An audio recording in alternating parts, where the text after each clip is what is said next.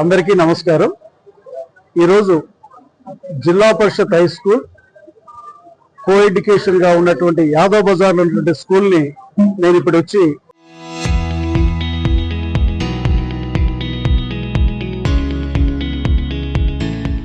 ఇక్కడ విజిట్ చేయడం జరిగింది। మధ్యాహ్న భోజనాన్ని నేను పరిశీలించడం, పిల్లలందరితో కూడా మాట్లాడడము, ఇక్కడ ఉన్నటువంటి హెచ్ఎం గారు అలాగే ఇతర ఉపాధ్యాయులతో కూడా నేను మాట్లాడాను।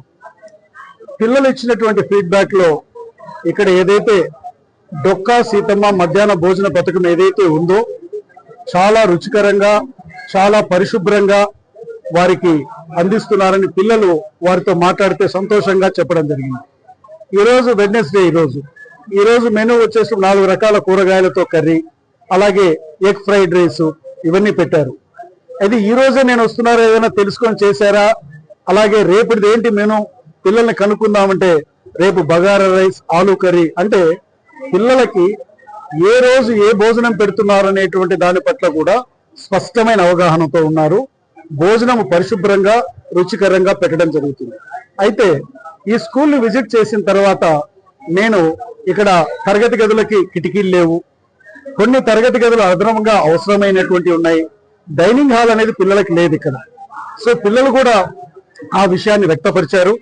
ఫ్యాన్స్ లేవు అనంటే వెంటనే నేను 10 ఫ్యాన్లు రేపే పంపిస్తానని చెప్పాను, ఆ 10 ఫ్యాన్లు బిగించమని చెప్పాను।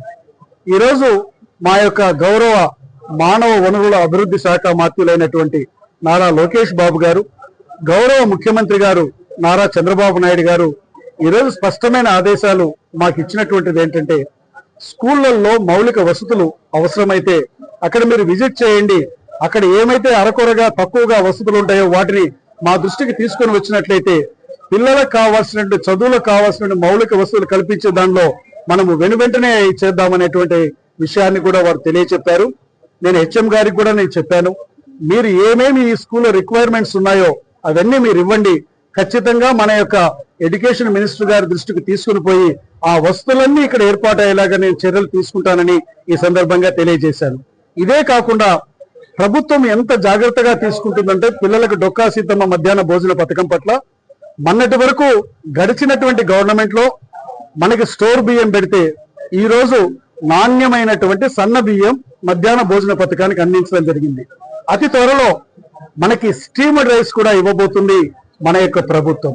ఇక్కడ ఏమిటంటే అన్ని విధాలుగా ఒకవైపు భోజనం, నాణ్యమైన భోజనం, మౌలిక వస్తువులు కావాల్సిన అందించడం, అలాగే మనకి ఎడ్యుకేషన్ లో క్వాలిటీ ఎడ్యుకేషన్ అందించడం ద్వారా ఈ యొక్క రాష్ట్రాన్ని మనకి విద్యాపరంగా దేశంలో ఉన్నటువంటి అన్ని రాష్ట్రాలకు ధీటుగా పోటీగా ముందంజలో ఉంచాలనేటువంటి లక్ష్యంతో మన మంత్రి గారైనటువంటి నారా లోకేష్ బాబు గారు ఉన్నారని తెలియజేస్తూ నేను ఇక్కడ ఉన్నటువంటి హెచ్ఎం గారిని వారి స్టాఫ్ ని అభినందిస్తా ఉన్నాను।